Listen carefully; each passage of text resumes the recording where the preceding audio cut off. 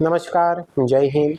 Vision India documentary की तरफ से आप सभी को छठ पर्व की मानपूर्वक शुभकामनाएं।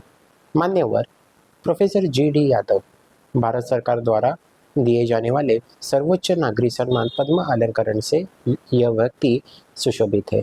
मान्यवर उनका शैक्षणिक योगदान अतुलनीय रहा।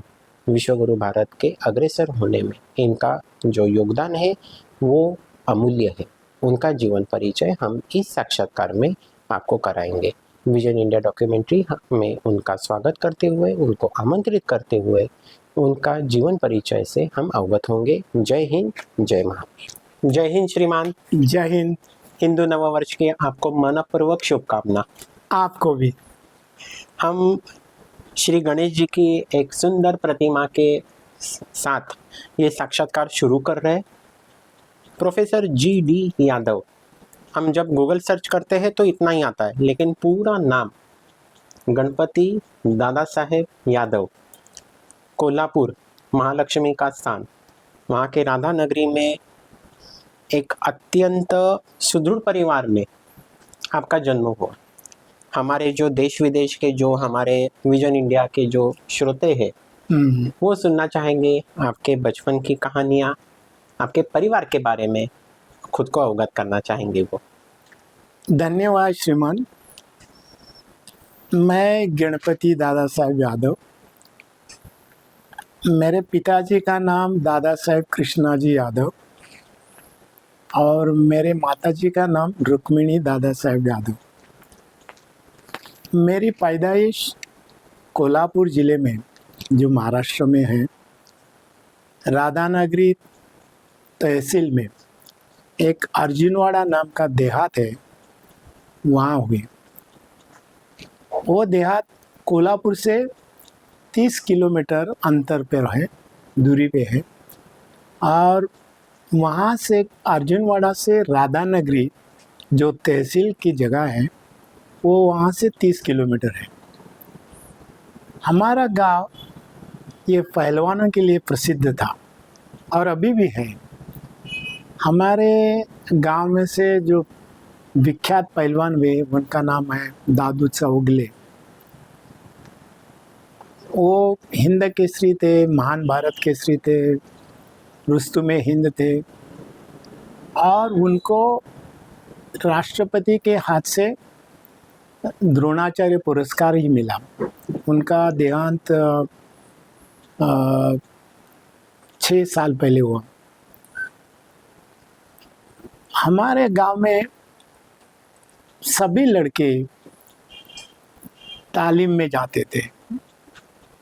मैं भी वैसा एक था। मैं भी बचपन में ये जो अखाड़ा बोलते हैं उसमें मैं कुश्ती करता था, लेकिन मैं पढ़ाई में तेज था, इसलिए मेरे ऊपर लोगों का बहुत ध्यान था। मैं हमारे गांव के मंदिरों में जाके प्रवचन भी करता था। सबसे बड़ी बात यह है कि हमारा गांव छोटा होने के कारण हमारी आबादी उस टाइम जब मैं गांव में था तो कुल 1400 थी। और हमारे गांव में पाठशाला की बिल्डिंग नहीं थी, इमारत नहीं थी। तो हम पाठशाला कहाँ पढ़े? तो गांव के मंदिरों में पढ़े। हमारे गांव में बहुत मंदिर थे और हर एक मंदिर में एक ना एक क्लास बैठता था। लेकिन मैं जब पाठशाला में था प्राथमिक इसमें, तभी हमारे गांव में बिल्डिंग, स्कूल का बिल्डिंग बनाना शुरू हो गया वो जिला परिषद के कारण। तो उधर 3 खोलियां बने, सिर्फ 3 क्लास के लिए, और शिक्षक सिर्फ 4 या 5 ही रहते थे, पूरा शिक्षक नहीं था। इसका मतलब ये हुआ कि किसी ना किसी शिक्षक को 2 क्लासेस पढ़ानी थी और 3 खोलियां थी, जो कमरे थे, वो 3 कमरों में हर एक क्लास में 2-2 वर्ग बैठते थे। और एक जो एक्स्ट्रा है वो गांव के मंदिर में फिर से वो चालू ही था। मजे की बात यह है कि मैं जब तीसरी इयत्ता में था, मेरा मतलब भाई 6ठी में था। जब गुरुजी हमारे दोनों को ये की, और हम जमीन पर बैठ के पढ़ाई करते थे, हमारे यहाँ बेंचेस नहीं थे। हम सब लड़के लोग वो गोबर से वो साफ करते थे हर शनिवार को। तो मेरे भाई के वर्ग में बहुत अच्छा इतिहास भूगोल सब पढ़ाई किया जाते थे, उनको हिंदी भी थी, तो मुझे उसमें बहुत रुचि थी और उसी कारण मैं उनके क्लास में भी ज़्यादा ध्यान देता था और मैं बीच में हाथ ऊपर करता था कि मैं उत्तर देना चाहता हूँ। लेकिन उनका क्लास में जैसे शिवाजी महाराज की कथाएं थी और बाकी के भी बहुत कथाएं थी, तो हमको ये इतिहास में रुचि थी। और तीसरी इयत्ता में मैंने पहली कविता बनाई और मेरे जो शिक्षक थे उनका नाम था रघुनाथ माधव कुलकर्णी। वो बहुत ही अच्छे इंसान थे। उन्होंने हमको सोशल वर्क सिखाया। वो हम सभी को लेके गांव में जाते थे और गांव में का सपरा सब कचरा निकाल के वो साफ करवाते थे और गांव के नदी पे जो घाट था वो भी हम साफ करते थे और प्रभात फेरियां निकालते थे, गाने गाते थे, नाटक बिठाते थे, क्या क्या करते थे। वो जीवन सबसे मस्त और अच्छा था। छात्र जीवन सर्वोच्च रहता है। छात्र जीवन सबसे, और उसमें सबसे बड़ी बात ये कि कोई दुश्वास नहीं था, हम दूसरे को मदद करते थे। और सबसे मजे की बात में अभी मुझे याद आया कि जब परीक्षा होती थी ना, तो परीक्षा के दिन सब लड़के लोग बैठ उठ के आते थे और नदी पे जाके स्नान करते थे और वो घड़ा बैठ के सभी देव मंदिरों में जाके पानी चढ़ाते थे और बोलते थे भगवान हमको यश दे। कोई पढ़ाई का ध्यान नहीं, वो हम प्रार्थना ही करते थे। अभी उसमें मजा लगती है, लेकिन हमने वो किया है। और जब हम वहाँ से, हमारे गांव में सिर्फ 7वीं कक्षा थी, तो हाई स्कूल के लिए हमें नज़दीक वाले गांव में जाना पड़ता था पैदल, और किसी के पैर में जूते नहीं थे। हम सब जिसको अनवानी बोलते हैं मराठी में, वो ऐसे अनवानी बिना चप्पल के जाते थे और हर एक के हाथ में लाठी थी। इसका कारण ये था कि रास्ते में बहुत से सांप आते थे, तो हमने बहुत सांप मारे होंगे। मुझे मालूम नहीं कि वो विषारी थे अब वो जहरीले थे, मुझे मालूम नहीं, लेकिन मारे तो है हमने। तो जब हमारे वो बाजू वाले गांव में जब गए, तो जब मैं 7वीं कक्षा में था, मेरा पहला नंबर आया था। लेकिन मेरे माता पिता क्या बोले, तू शहर में नहीं जाएगा, इधर ही नज़दीक वाले गांव में जाओ, क्योंकि शहर में हमारा कोई है ही नहीं और तू कैसा रहेगा, खाएगा पिएगा क्या। तो मैंने माना और उधर ही रहा। लेकिन उधर एक ऐसी मज़ेदार घटना हुई कि जब मैं 9वीं कक्षा में था और हमारे गांव में कुश्ती का बड़ा मैदान हुआ था, अखाड़ा, कुश्ती की चुरस थी, तो मेरी भी कुश्ती थी। उसका हैंडबिल छपवाया था, उसमें मेरा भी नाम था और मेरे प्रतिस्पर्धी का नाम था महादेव काशिद। ये मेरे को अभी भी याद है। और जब तो उसी दिन हमारा संस्कृत का पेपर था, ये 6 मंथली जो एग्जाम रहता है ना उसमें। हाँ। तो हमारे गांव में सिर्फ एक ही साइकिल थी, वो भी हमारे यहाँ थी। तो मैं साइकिल लेके गया और आया 3:30 बजे, वापस आया। 1 घंटे में मैंने संस्कृत का पेपर लिखा। और मेरा कुश्ती जो महादेव के साथ हुई, वो भी ऐसी कुश्ती हो गई कि उन्होंने किसी के हाथ जीत नहीं, उन्होंने बोला अभी बच्चा लोग है, बस हो गया। लेकिन मुझे संस्कृत में 100 से 100% मार्क मुझे मिले, प्रतिशत बोलते हो। और जब मेरा फाइनल एग्जाम हुआ 9वीं का, तो हमारे वो भी गांव ऐसा था, उधर स्कूल की बिल्डिंग नहीं थी। एक महादेव हरी पाटिल नाम के गृहस्थ के घर में हमारे 3 क्लासेस बैठते थे। और तो और शिक्षक भी थे ना, वो भी हंगामी रहते थे, उनको परमानेंट नहीं थे, वो 11 महीने के लिए रखते थे। तो वो शिक्षक लोग हैं, तो 11 महीने के बाद परीक्षा होने के बाद सब चले गए। तो ये पेपर किसने करेक्ट करना है? तो जो एक सिर्फ हेड मास्टर थे निकम करके, वो रह गए थे। उन्होंने मुझे बुलाया और मुझे बोला कि मैं 2 पेपर करेक्ट करता हूँ, 2 वाले 2 विषय के, बाकी सब तू करेक्ट कर, साइंस वगैरह वगैरह तू हाँ। करेक्ट कर, लेकिन किसी को मत बोलना कि तूने किया है। लेकिन मैंने वो करेक्ट किए और उनको दे दिए और निकाल भी आ गया। मेरे ही क्लास जो थे, मेरे जो बाकी के जो लोग थे, मेरे 8वीं वाले मित्र, उनको मालूम नहीं था कि मैंने पेपर करेक्ट किया है। और उन्होंने मेरे से वचन लिया कि मैं किसी को नहीं बोलेगा इसके बारे में जब तक वो जिंदा है। आज मैं बोल रहा हूँ क्योंकि वो जिंदा नहीं है।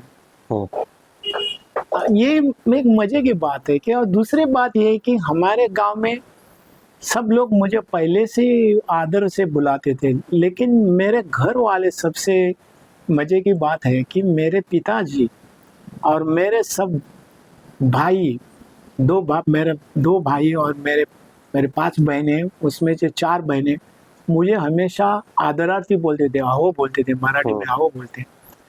मेरी माँ और मेरी बड़ी बहन छोड़ के सब लोग मुझे आओ बोलते। तो मैंने मेरे पिताजी से पूछा कि आप मेरे को इतना आदर सम्मान क्यों दे रहे हैं? तो वो बोले कि तुम विद्वान हो, तुम इतना नाम कमाए, तुमको इतने सब लोग जानते हैं, हम आपको नहीं सम्मान करेंगे तो कौन करेगा? मुझे थोड़ा अचरज लगता था। और दूसरी बात, मेरी माताजी मुझे वो हमेशा बोलती थी कि तू अभी स्कूल, ये गांव छोड़ के चला गया, अभी तो शहर में कोल्हापुर में पढ़ाई करने के लिए गया है, लेकिन तू वापस कभी नहीं आएगा। लेकिन हम जब तक जिंदा है तो अब आना, हमको मिलना, हम तुमको कभी, तुमको जो करना है वो आप ही करोगे, क्योंकि आपको ही मालूम है क्या बुरा है क्या अच्छा है, लेकिन सब अच्छा करना। तो ये जो संस्कार होते हैं ना, जैसे मैंने बोला कि मेरे टीचर जो थे को शेरेवाड़ी स्कूल में, बाला साहेब दिगंबर गंगातिरकर, उन्होंने मुझे बोला कि तू कोल्हापुर जा। मैं कोल्हापुर में गया प्राइवेट हाई स्कूल में। वो प्राइवेट हाई स्कूल के वो पहले मुख्याध्यापक थे दिगंबर गणेश गंगातिरकर। वो रिटायर होके पर्यवेक्षक बने थे। उनको जाके मैं मिला और उन्होंने मेरे को एडमिशन दिया, क्योंकि मैं तो पहला नंबर था ही मेरे क्लास में। लेकिन सबसे बड़ी बात यह है कि गंगातिरकर साहब, सीनियर गंगातिरकर, मुझे अपने बेटे जैसा सम्मान करते थे। वो मैं कभी नहीं भूलूंगा। उसके बाद मैं जब मुंबई आया और यूनिवर्सिटी में आया और बाकी सब हिस्ट्री हो गई, मुझे यहाँ जिन्होंने प्रोत्साहित किया उनका नाम है मनमोहन शर्मा, प्रोफेसर मनमोहन शर्मा। वो पद्म विभूषण है। उनके जैसा मैंने व्यक्ति ही नहीं देखा, इतना निस्वार्थी और इतना प्रोत्साहन देने वाला। उनका मेरे ऊपर बहुत वरदस्त है। दूसरी बात मैं बताता हूँ कि जब मैं पढ़ाई करता था, मुझको मराठी में एक पार्टी बोलते, मुझे को एक दफा पढ़ेगा तो मेरे को ध्यान रहता, मुखोद्गत होता था। तो मैं संस्कृत पढ़ा, मैंने प्रवचन किए, मैंने हिंदी भी पढ़ी, मैंने इंग्लिश भी पढ़ी, और लेकिन मैंने खुद को पढ़े और मेरे क्लास के को भी सिखाया। हमारे यहाँ शिक्षक नहीं था अंग्रेजी का, तो मैं इंग्लिश पढ़ता था और बच्चों को पढ़ाता था। ये बहुत अच्छे दिन थे मेरे ख्याल से। अभी ऐसा नहीं, अभी सभी के यहाँ क्लासेस रहते हैं, ट्यूशन रहते हैं, हमको ये देखने को ही नहीं मिला। एक तो हमारी परिस्थिति नहीं थी, हमारे पास पैसे नहीं थे, और दूसरी ये थी कि हमको ऐसा लगता था कि जो कोई ज़्यादा क्लास करता है वो बुद्धू है, उसको वो होशियार नहीं है, ऐसा हमको लगता था। अभी वैसा नहीं, अभी होशियार लड़के ही जाते क्लास में। ये वो सब जमाना चला गया। अभी तो ऐसा जमाना आ गया कि विद्यार्थी लोगों को बिना पढ़ाई करते सबसे ज्यादा गुण चाहिए, उनको पहला नंबर चाहिए। ज्ञान, जिसको ज्ञानार्जन बोलते हैं, हिंदी में ज्ञान बोलते हैं, जो ज्ञान लेते वो ज्ञान ऐसा सीधा साधा नहीं मिलता, उसके लिए परिश्रम करना पड़ता है। वो परिश्रम करने की वृत्ति अभी छात्रगण में नहीं रही है, वो एक दुखद बात है।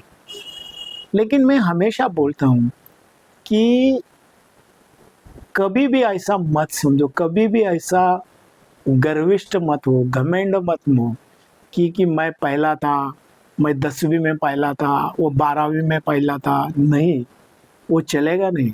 वो हिस्ट्री हो गई, वो इतिहास है। आज तुम क्या हो, आज आप उतना ही परिश्रम करते हो क्या? परिश्रम कभी भी कम का नहीं होना चाहिए। सबसे बुरी बात है जिसको सातत्य बोलते हैं संस्कृत में, जिसको बोलते हैं ना कंटिन्यूएशन और कंटिन्यूटी, दैट सस्टेनेंस, वो जो है वो सातत्य रहना चाहिए। आप होशियार हो लेकिन सातत्य नहीं, आप छोड़ देते हो। और दूसरी भावना ये है कि हमेशा अपने सोचना चाहिए कि tomorrow is always a better day, कल आज से बहुत अच्छा होगा। हम मनुष्य ने आशावादी रहना चाहिए, आशा कभी नहीं छोड़ना चाहिए, क्योंकि इतिहास दिखाता है कि जिन्होंने आशा छोड़ी वो कभी यशस्वी नहीं हुए, जिन्होंने आशा रखी उन्होंने वो हमेशा यशस्वी हो गए। तो यशस्वी होने के लिए और क्या लगता है कि पेशेंस, परसिवरेंस एंड पार्डन। आपके पास बहुत सहनशीलता चाहिए, पेशेंस, परसिवरेंस, आपने सतत प्रयत्न करना रहे चाहिए, छोड़ना नहीं चाहिए। क्योंकि मैं मेरे विद्यार्थियों को बोलता हूँ कि failure is temporary, success is autocatalytic. आज मनुष्य जब भी कभी फेल नहीं होता, कभी नापास नहीं होता, वो होता है तो वो टेम्पररी होता है वो लेकिन जब आप यशस्वी होते हैं तो हमेशा यशस्वी होते हैं, यशस्वी होते हैं। तो इसीलिए यशस्वी का करना चाहिए। लास्ट जो है पी, वो पार्डन, क्षमा। मैं बोलता हूँ क्षमा वीरस्य भूषणम, क्षमा हे वीर पुरुषों का भूषण है, गहना है। आपने लोगों को क्षमा करना चाहिए। जब कोई आपके ऊपर आरोप करता है, आजकल तो बहुत होता है, आजकल आपने देखा होगा कि कुछ भी आता है वो मीडिया में जाता है, ये होता है और लोग विचलित होते हैं। लेकिन सबसे अच्छा गुण ये है कि आपने कभी भी लोगों को क्षमा करना चाहिए, तो आप आनंदी रहोगे। जो आदमी को आपने क्षमा की वही बेचैन रहेगा, उसको नींद नहीं आएगी, क्योंकि उसने सब बुरा काम किया होता है, आपने तो अच्छा काम किया है। तो मेरा एक अनुभव है वो, जैसा दिल्ली में अब 1 महीने के पहले की बात है, मैं एक प्रोग्राम में गया था, वहाँ एक मंत्रीगण आने वाले थे लेकिन वो आए नहीं, तो ऑर्गेनाइजर बोले सर आप ये चीफ गेस्ट हैं। तो मैंने एनीवे मैं एक लेक्चर भी देने वाला था, तो मैं बोला मैं मेरे भाषण के साथ मेरा लेक्चर के बारे में बताऊंगा, अध्यक्षीय भाषण। तो बोले ठीक है। तो मैं बोल रहा था, उपदेश कर रहा था, और मैंने वो एक विषय ऐसा था कि मेरा भाषण होने के बाद मैंने बोला आप किसी को कोई शंका है तो पूछिए, समाधान करेंगे। मैं एक आदमी खड़ा रहा और मेरे को बोला you are a mad scientist, और कुछ बोलने लगा इधर उधर। तो बाकी के लोग एकदम ये हो गए, चकाचौंध, उनको गुस्सा भी आया, तो उसको पकड़ के मारने को गए। मैं बोला ऐसा मत करो, मैं उनको समझाऊंगा क्या उनका प्रॉब्लम। तो मैंने उनको समझाया, तो लेकिन मैंने ये बोला कि देखिए आप तो पढ़े हुए लगते हैं, अपने अनपार्लियामेंट्री लैंग्वेज, अशोभनीय भाषा नहीं वापरनी चाहिए। आप क्या पढ़े हो? तो बोलते हैं मैं IIT का ग्रेजुएट हूँ, IIM का ग्रेजुएट हूँ। तो बोला फिर आपने ऐसे शब्द क्यों वापरे? नहीं वापरना चाहिए, उसी से आपकी गरिमा कम होती है। मुझे आप विद्वान बोलिए या कोई और शब्द से बोले तो मैं तो नहीं हूँ, मैं हूँ तो वही हूँ। आपने मेरे को प्रशंसा करने से मैं बड़ा नहीं होता और मेरे निंदा करने से मैं नीच नहीं होता। तो उसके बारे में बाद में फिर भी वो बोलने लगा, तो लोगों ने उसको उछल के बाहर लेके थे। इसका मतलब क्या है कि आपने संयम कभी नहीं छोड़ना चाहिए, आपने हमेशा आशावादी रहना चाहिए, आपने हमेशा लोगों को क्षमा करने की आपके पास वृत्ति रहनी चाहिए। आपके जीवन में ऐसे बहुत प्रसंग आएंगे कि लोग आपको कुछ भी बुरा बोल सकते हैं, लेकिन इसका मतलब ये नहीं आप उनके लेवल पे जाइए, आपकी लेवल तो हमेशा बड़ी है। मैं मेरे दावे से कह सकता हूँ कि मैं गांव में पैदा हूँ, मैं गांव वाले लड़कों के साथ खेला हूँ, हमने भैंसें भी राखी है, मैं भैंस लेके जाते थे। लेकिन हमने कभी भी अपशब्द नहीं वापरा है। मैं कुलगुरु था, कुलपति जिसको हिंदी में बोलते हैं। मैं मेरे कलीग्स को हमेशा बोलता था, मेरे पास जब आओगे कितना भी गुस्सा होगा तो शांत रह के मेरे साथ बात कीजिए और अपशब्द नहीं वापरने का, कोई भी बुरा शब्द नहीं वापरने का। मैं नहीं वही करूँगा। मैं बोलता हूँ आप में और दूसरे में, अनपढ़ आदमी में क्या फ़र्क है, आप तो पीएचडी हो। ये लोगों को अच्छा लगता था। मेरा कहने का मतलब ये है कि आजकल जो विद्यार्थी गण है, जो छात्रगण है, उनको रातों रात श्रीमंत बनना होता है, रईस बनना होता है, या फेम चाहिए रहती है। हाँ, उनको लगता है, लेकिन वो नहीं। आप अपने हमेशा प्रयत्न करना चाहिए, प्रयत्न कभी नहीं छोड़ने चाहिए। प्रयत्न के अब अभी बाकी क्या गोष्ठी इतिहास हो गया। आप पहले बाप बहुत अच्छे थे, कुछ भी कमाया था, लेकिन आज कौन हो आप ये मेंटेन कर सकते हो क्या?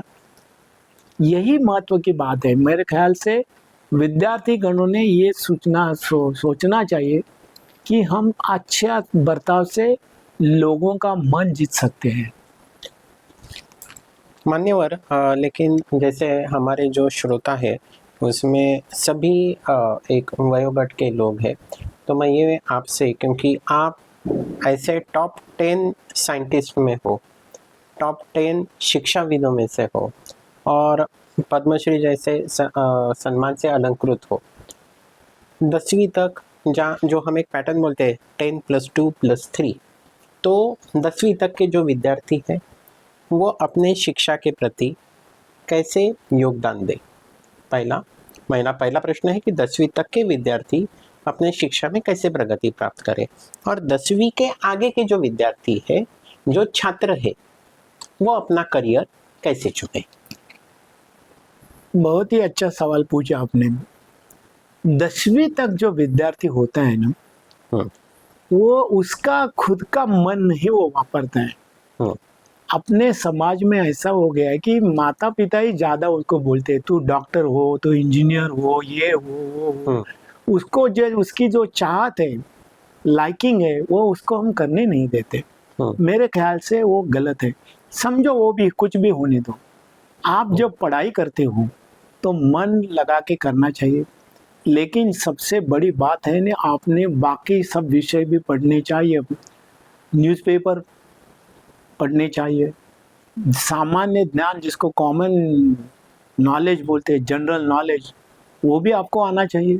सिर्फ किताबी पुस्तकों से अपना जीवन नहीं होता है, वो आना ही चाहिए। और दूसरी बात ये है कि प्रयत्न तो करना ही चाहिए, लेकिन आप दूसरा क्या कर सकते हो ये भी चेक करना चाहिए। कि जैसे ऐसा होता है कि जो कोई सवाल होता है, जैसे रिहर्सल करते हैं बच्चे लोग, वही क्वेश्चन 10 दफ़ा लिखेंगे, वही आंसर 10 दफ़ा लिखेंगे और वो अपना मेमोराइज करेंगे, जिसको रोट लर्निंग बोलते हैं। लेकिन उससे भविष्य नहीं होने वाला है। लेकिन ये ठीक है कि पास होने के लिए और होने के लिए आजकल तो ऐसा हो गया कि जिसको 95% मार्क्स मिलते हैं, वो भी उसको भी मालूम नहीं होता कौन से कॉलेज में उसको एडमिशन मिलेगा, क्योंकि सभी लोगों का मार्क ऊपर उड़ गया है, इन्फ्लेशन हो गया है। और दूसरी बात ये है कि समझो आपको जो मिला है, जो ब्रांच मिला है, कुछ भी आप समझो, साइंस करो, आर्ट्स करो, कॉमर्स करो, कुछ भी करो, उसमें अच्छा करो। उसमें जो लिया उसमें उधर मत ऐसे सोचने का, अरे मैं साइंस में गया होता अच्छा होता। नहीं, आप कभी यशस्वी नहीं होंगे। जो आपने लिया है उसी में ही ध्यान रखिए और वही करो, ये यशस्वी होने का एक मार्ग है। मेरी मिसेज, मेरे दोनों बच्चे पीएचडी है, एक अमेरिका में है, एक कनाडा में है। मेरी मिसेज उनको क्या बोलती थी मालूम है? वो बोलती तुम पहले अच्छे नागरिक बनो और दूसरे बात जो करोगे वही अच्छा करो। ऐसा मत समझो कि तुम प्रोफेसर के बेटे हो इसलिए तुमको वैसा ही करना चाहिए, नहीं। और उनको ये बोले कि तुम झाड़ू वाला भी होगो तो सबसे अच्छा झाड़ू वाला हो। लेकिन इसका मतलब क्या कहने का कि जो आप काम करोगे, जो आपका वोकेशन होगा, जो आपका प्रोफेशन होगा, उसमें अच्छा तरफ से काम करोगे। सभी लोगों को समाज की ज़रूरत है।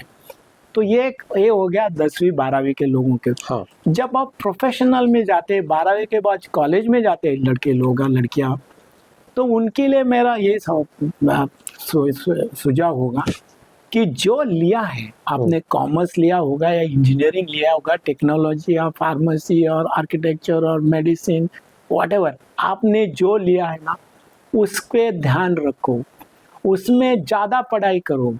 क्योंकि क्या है, आजकल जिसको ज्ञान बोलते हैं, knowledge grows in exponential manner. हर रोज ज्ञान में वृद्धिंगत होता है। हर रोज इंटरनेट के कारण एवरी सेकंड, हर सेकंड में नया नया नॉलेज आता है।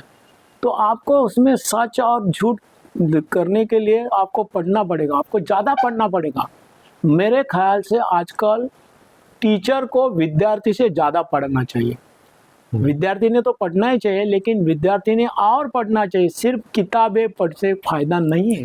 किताबों के बाहर जाके और ज्ञान लेना चाहिए, नॉलेज लेना चाहिए, तभी वो यशस्वी होंगे।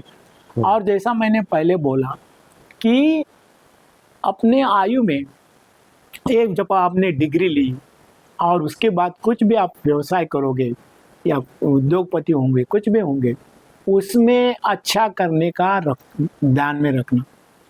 ऐसा नहीं कि सिर्फ पहला नंबर आने वाला ही लड़का या लड़की अच्छी होगी, नहीं। मैं तो हमारे जब इंस्टीट्यूट में लड़के लड़कियां आती थी और मैं उनके माता पिता को भी बुलाता था, मैं क्या बोलता था कि देखो, आप स्टार होंगे, आपके गांव में होंगे, आप अपने मोहल्ले में होंगे या अपने तहसील में होंगे या जिले में होंगे, लेकिन आपके बाजू में जो बैठा है वो आपसे ज़्यादा ट्रिक जानता होगा। और समझो 100 लोगों ने एडमिशन दिए, विद्यार्थी ने, हम सभी को एक पहला नंबर नहीं दे सकते। और इसका मतलब ये नहीं कि जिसका 100वां नंबर है वो खराब है, नहीं। वो मार्किंग सिस्टम है। तो कभी भी बुरा नहीं मानना, हर रोज नया ज्ञान प्राप्त करो, चिकाटी मत छोड़ो, प्रयत्न तो हमेशा करना चाहिए। जैसे बोलते हैं ना, उद्यमे ही सिद्धन्ते नहीं कार्याणि मनोरथे, यानी कि उद्योग करने से ही आपका सब साध्य होगा। सिर्फ मनोरथ करने से, सिर्फ मन में बोलने से कुछ नहीं सिद्ध होने वाला है। इसीलिए प्रयत्न हमेशा करना चाहिए। मेरा यही सबको सलाह रहेगा कि आप हमेशा प्रयत्न करो। Every day tomorrow is always a better day. आपको मालूम नहीं ऐसे कितने लोग हैं, यशस्वी लोग हैं, जिसका आप उनका बायोग्राफी पढ़ो या ऑटोबायोग्राफी पढ़ो, वो कौन कौन से कठिनाई से आगे गए हैं, लेकिन उन्होंने कभी छोड़ा नहीं, प्रयत्न नहीं छोड़ा। कभी कभी लोग कंगाल हो गए और उसके बाद करोड़पति बन गए। ऐसे बहुत हैं, उनका नाम नहीं लेना चाहता हूँ मैं, लेकिन आपको मालूम होगा। आप इंटरनेट जानते हो, आप सर्च करके देखिए, कितने ऐसे लोग हैं कि जो पहले 2-3 साल में लगते थे कि ये फेल हुए हैं, लेकिन उसके बाद ही वो बड़े हो गए। तो सभी के जीवन में आता है, सातत्य होना चाहिए। सातत्य होना चाहिए, विच इज़ वेरी इंपॉर्टेंट कि maintain this continuity is very important. आपने कभी भी छोड़ना नहीं चाहिए, प्रयत्न कभी नहीं छोड़ना चाहिए। मैं तो बोलता हूँ, अटल जी बोलते थे, हार नहीं मानूंगा। वैसे हाँ, सच्ची बात है। हार क्यों मानने का? आप पहले मन में हार मानते हो। जैसे देखिए, अब जब भी कोई क्रिकेट का मैच होता है ना, वो विकेट पे जाने के पहले वो बैट्समैन को लगता है, अरे पहले 4 विकेट गए, मेरा भी जाने वाला है, और वो वैसा ही होता है। वो अभी कभी नहीं ऐसा सोचता कि नहीं मैं सबको ये करूंगा। ये पहले क्रिकेट तो है, सभी जगह ऐसा ही है कि मन में पहले आप हार मानते हो, बाद में एक्चुअल हार तो बाद में आती है। अर्थातच मान्यवर, आज जो हम नववर्ष की एक संध्या पे यहाँ पे साक्षात्कार चित्रित कर रहे हैं, लेकिन दर्शकों, मुझे ये अभिमान होगा कि आपको कहने में कि श्रद्धेय प्रधानमंत्री नरेंद्र दामोदर दास मोदी द्वारा उनके पहले टर्म में उनके सिफारिश पर, उनके मंत्रिमंडल की सिफारिश पर तत्कालीन राष्ट्रपति, महामहिम राष्ट्रपति द्वारा उनको पद्मश्री से अलंकृत किया गया था। पद्मश्री से अलंकृत होने के पहले वो यादव सर एक ऐसे व्यक्ति थे कि जिन्होंने अनेक किताबें उन्होंने लिखी है, अनेक विविध विविध शाखाओं में उन्होंने अपना शैक्षिक योगदान दिया है। मान्यवर पद्मश्री अलंकरण करोड़ों में एक को प्राप्त होता है। आप एक संशोधक हो, एक अभ्यासु हो, एक लेखक हो, एक उत्तम वक्ता हो और एक पारिवारिक सदस्य हो। हम जब मिले थे तो मुझे लगता है 2 साल पहले हम मिले थे, जेके सोमैया कॉलेज में मैंने आपका संभाषण सुना था। एक अत्यंत, जसं पुलंच्या भाषेत बोलतो ना आपण वैसे, कि एक सुमधुर वक्ता, ऐसे लग नहीं रहता था कि आप एक शिक्षक हो और एक शिक्षाविद हो। और अपने ऐसे, मैं कामना करता हूँ कि हमारे भारतवर्ष में ऐसे शिक्षक निर्माण हो कि जिनके कारण अनेक पद्मश्री निर्मित हो। हमारा जो युवा है वो विश्वगुरु भारत के लिए क्या योगदान दे? वो बहुत ही अच्छा सवाल आपने पूछा। देखो, भारत अपना 2047 में 100 साल कंप्लीट करने वाला है, तो उसको हम विकसित भारत बोलते हैं।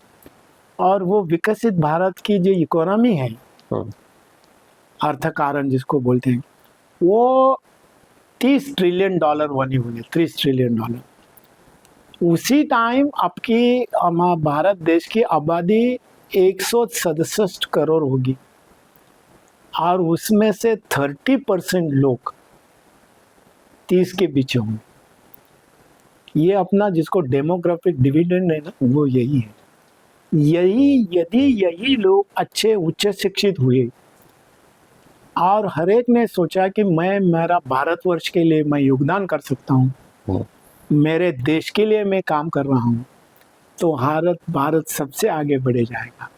मेरे ख्याल से हमारे यहाँ टैलेंट की कमी नहीं है, बुद्धिमत्ता कमी नहीं।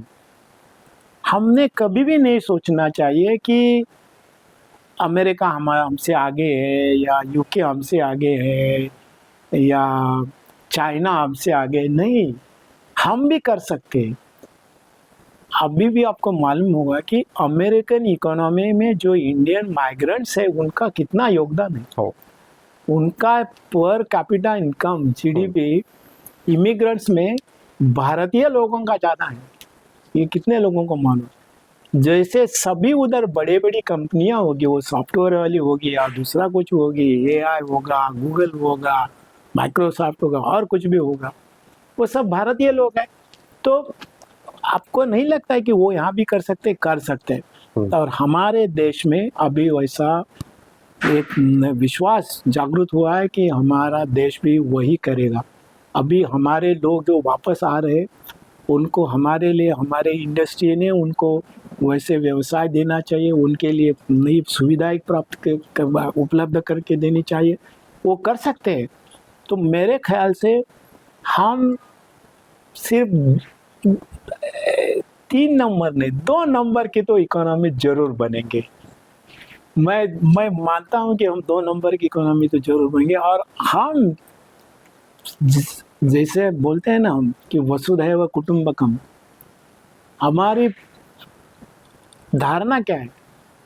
ये महाउपनिषद में बोला है, अयम निजा परो नेति गणा नाम लघु चेतसा नाम तू उदार चरिता नाम तू वसुधैव कुटुंबकम। जो छोटे लोग होते हैं वो बोलते हैं मेरा है, वो तुम्हारा है, वो छोटे लोग बोलते हैं। बड़े लोग होते हैं जो बड़े यानी मन से बड़े, वो कभी भी नहीं कर सकते कि ये मेरा है तेरा। वो बोलेगा ये सब हमारा है और हम इसको आगे बढ़ाएंगे, इसीलिए सर्व विश्व का कल्याण हो। इसीलिए वो जो अपने माननीय सम्मानीय प्रधानमंत्री जी ने ये बोला सब विश्व को, मेरे ख्याल से भारत विश्व गुरु बनेगा। अभी भी है, थोड़ा ट्रांजिशन चल रहा है लेकिन होएगा। और हम सब गर्व से कहेंगे मैं भारतीय हूँ। हम अपने पासपोर्ट को बकाएंगे, this is the powerful passport बोलेंगे। 100%। ये अभी भी मैं विदेश दौरे पे था तो मैंने महसूस किया। और हमारे दर्शकों को मैं कहना चाहूँगा, मैं हर साल, हर महीने में, हर माह में मैं 2 या 3 बार मान्यवर जी से संपर्क करता था तो मान्यवर कभी ये एयरपोर्ट पे, कभी वो एयरपोर्ट पे, कभी कोई उनको फैसिलिटेट कर रहा था, कोई उनको सम्मानित पीएचडी से सम्मानित कर रहा था। मान्यवर हमारे सबसे ज़्यादा यानी अभी ये तीसरी पारी अभी मोदी सरकार की है और बहुत सारी मुझे लगता है एक गंभीर समस्याओं से देश अभी गुजर रहा है, क्योंकि विश्वगुरु भारत बनना जैसे हमारे लिए आवश्यक है वैसे अनिवासी भारतीयों के लिए भी आवश्यक है, क्योंकि उनके लिए भी एक प्राउड का एक है। कभी ऐसा टेंशन नहीं आता, क्योंकि थोड़ा दबाव नहीं आता, क्योंकि ये जो प्रधानमंत्री कार्यालय है या प्रधानमंत्री एक स्वयं बहुत सारे जो एक डिसीजन मेकिंग लोग हैं वो आपके संपर्क में है, आपका भी उसमें योगदान है। आप वो एक संशोधक हो, ये एक शिक्षाविद हो कि भारत को नए भारत में तब्दील करने के लिए आपका योगदान अमूल्य है। तो आपको ऐसा कभी दबाव नहीं आता कि देखिए, मैं ऐसा नहीं बोलना चाहता हूँ। मैं बहुत से कमेटी में चेयर करता हूँ, वो पॉलिसी मेकिंग कमिटीज है। लेकिन मेरे ख्याल से कभी को किसी को ऐसा नहीं लगता है कि वो दबाव में है। हर को लगता है कि हम कंट्रीब्यूट करना चाहिए जिससे हमारा देश बड़ा होगा। हाँ हाँ और मेरी भावना है कि सभी लोग जो है, जो नेशनलिस्ट लोग जिसको बोलते हैं, वो हमेशा ऐसे ही सोचते हैं। मैं पहली दफ़ा इंग्लैंड में 1980 में गया था। बस तभी से मैंने देखा हूँ, मैं बहुत जगह में गया हूँ। भारत की प्रतिमा अभी इतनी बड़ी है कि आप जान नहीं सकते। भारत की प्रतिमा बहुत अच्छी हो गई और इसका कारण अपने प्रधानमंत्री जी है, उनका सरकार है, जिन्होंने हमको ये स्वाभिमान दिलवाया, लोगों को बताया कि तुम कर सकते हो और हम कर सकते हैं। देखिए अपने कितना यूनिकॉर्न बन गए, 180 से ज़्यादा यूनिकॉर्न है। उनका कंट्रीब्यूशन $360 बिलियन है। देखिए, तो मेरा ख्याल है कि हमारे लोगों ने उद्योगपति बनना चाहिए। कुछ ना कुछ तो उद्योग करो तो देश का प्रगति होगा और दूसरों को भी आप नौकरी दिलवा सकते हैं। साथ मिलके हम चल सकते हैं। मेरा ख्याल कि हमारे लोगों को ये समझा नहीं है। तो मैं जब आप कभी यूडीसीटी आईसीटी में गए होंगे तो जितने पोस्टर है वो सब मैंने बनाए हैं मेरे कंप्यूटर में, बाद में प्रिंट करके लगाया। तो मैंने एक पोस्टर लगाया, जब ऊपर जाओगे लेफ्ट हैंड साइड से वो जीने के ऊपर मैं एक पोस्टर लगाया, वो क्या लिखा है? The rich, the poor, the marginal, the privilege, the under privilege, they all studied here and they made it big. Under estimate not who you could be. तो मैं क्या बोलता हूँ कि तुम श्रीमंत हो, रईस हो या गरीब हो, मार्जिनल हो, अंडर प्रिविलेज हो, उससे फर्क नहीं पड़ता। तुम कंट्रीब्यूट कर सकते हो, you can be a better person, you can contribute to that. मैं सबको दिखाता हूँ। अभी भी आप जाओगे उधर है वो वॉल पे लगाया हुआ है। मेरा वो लिखने का मतलब क्या था कि हमारे यहाँ बहुत गरीबी विद्यार्थी आते हैं और बहुत रईस भी आते हैं, लेकिन वो सभी लोग इकट्ठा बन के काम करते हैं। और मेरे ऐसा है, हमारे इंस्टीट्यूट ने 700 से ज़्यादा एंटरप्रेन्योर्स बनाए हैं, छोटे मोटे। वो बड़े तो सबको मालूम है लेकिन जो वो उनको खाने के लिए प्रॉब्लम था। तो मैंने क्या किया, मैं लोगों को बोलता, अरे तुम दान करो, स्कॉलरशिप दे दो, फेलोशिप दे दो, लड़की को दे दो, अंडर प्रिविलेज लोगों को दे दो। हमारे यहाँ किसी विद्यार्थी को छोड़ के जाने का जरूरत नहीं। मैंने इतने 370 स्कॉलरशिप बनाए थे मैंने, और 25,000 से 1.5 लाख तक। तो मतलब क्या है कि यस, हम सब कर सकते हैं और सभी संस्थाएं ये कर सकती है, सिर्फ हम ही नहीं, सभी कर सकते हैं। इसीलिए भरोसा रखिए और कीजिए। आखिर में मेरा एक ये सौभाग्य है कि मैं आपके साथ साक्षात्कार कर रहा हूँ, एक ऐसे शिक्षाविद के साथ मैं आज यहाँ पे इस संध्या पे बैठा हूँ। तो हमारे जो युवा है उनके लिए एक छोटा सा, यानी एक एक मार्क का क्वेश्चन रहता है ना, निबंध नहीं, एक एक मार्क का क्वेश्चन रहता है, वैसे उनके कुछ क्वेश्चंस रहेंगे, वैसे आपको छोटे छोटे में देना है। 3 देश भारत के युवा शिक्षा के लिए जा सकते हैं। अमेरिका, हम्म, कनाडा, हम्म, जर्मनी और यूके। ओके। 3 ऐसे देश कि जहाँ पे हमारे महाराष्ट्रियन युवा, हम दोनों महाराष्ट्रियन हैं तो वो होना चाहिए, सॉरी फॉर दैट, महाराष्ट्रियन युवा अपने संस्कृति को लेकर शिक्षा के लिए आगे बढ़ सकते हैं, ऐसे 3 देश। देखिए, बहुत अच्छा सवाल है। अमेरिका में भी है, हाँ। यूके में भी है, हम्म, और तीसरा जो देश है हम्म, वो जर्मनी है। वहाँ महाराष्ट्र मंडल है, लंदन में है वो आजूबाई बनारसे वाली। और ये गर्जे मराठी लोग तो बहुत करते वो हैं। होते हैं। पोळी, चपाती, रोटी की पराठा? मी सांगू, मला भाकरी आवडते। मतलब ये इसको बोलते हैं कि गाँव का खून। भाकरी तो भाकरी आगे पांढरा रस्सा की तांबडा रस्सा? मी खात नाही आता, मी वेजिटेरियन, प्योर शाकाहारी। हाँ, ओके। भारत का सबसे आपको पसंदीदा राज्य? ऑफकोर्स मुझे महाराष्ट्र ही अच्छा लगता महाराष्ट्र से आगे? है। ओके, महाराष्ट्र के बाद मैं आपको गुजरात बोलूंगा। गुजरात गुजरात। बहुत अच्छा राज्य। और ईशान्य भारत में से जो भी ईशा- 7 सिस्टर? जो ईशान्य भारत में से नहीं, मैं बताता हूँ ना, मैं गया हूँ सभी राज्यों में। मुझे क्या लगता है, उड़ीसा अच्छा राज्य है, क्योंकि वहाँ मैंने हमारा इंस्टीट्यूट भी खोला है, उड़ीसा। ऐसा 3 देश कि जहाँ पे युवाओं ने घूमने जाना चाहिए, देखने के लिए, हाँ, पर्यटन के लिए यूरोप में जाना चाहिए। इंटायर यूरोप इज पिक्चरेस्क, देख सकते हैं, यूरोप में जाना चाहिए। हम्म, दूसरा देश जो है कि मेरे ख्याल से सिंगापुर में जाना चाहिए, हम्म, क्योंकि वहां से आपको डिसिप्लिन देखने को मिलेगा। और आपको अमेरिका भी जाना चाहिए, कि America is a different country hmm. All together. 50+ 60+ वालों को सेफ कंट्री कौन सी है? 50+ या 60+ वालों के लिए ज्येष्ठ भारत भारत नागरिक। भारत भारत सेफ है, सबसे अच्छा भारत ही हाँ। है। और विदेश, एक देश ऐसा कोई भी कि जो ज्येष्ठ बुजुर्गों के लिए वो देखने लायक है? देखने लायक है ना, मैं बोलूंगा कनाडा देखने लायक है। कनाडा में सोशल सिस्टम अच्छा है, हम्म, जैसे कि हेल्थ के लिए इंश्योरेंस, वो वैसा नहीं है अमेरिका में, वैसा नहीं है, कनाडा में है। उसके बाद यूके में है। ओके। और अंतिमता एक प्रश्न, हिंदुस्तान, भारत, इंडिया, तीनों में से एक? भारत। निश्चितच ये छोटी प्रश्नावली हमने पहली बार ये हमारे विजन इंडिया डॉक्यूमेंट्री में समाविष्ट की थी, क्योंकि इस जो चित्रफित है उसके जो श्रोते हैं, उनके जो दर्शक हैं, वो ज़्यादातर युवा होने वाले हैं। सौभाग्य की बात है कि जिसको फर्स्ट क्लास डिस्टिंक्शन मिलने में बहुत मारामारी होती थी, जिसको घर में सबसे ज़्यादा पीटा जाता था, हालांकि हमारे घर में सब शिक्षाविद है, तो वो भी एक था।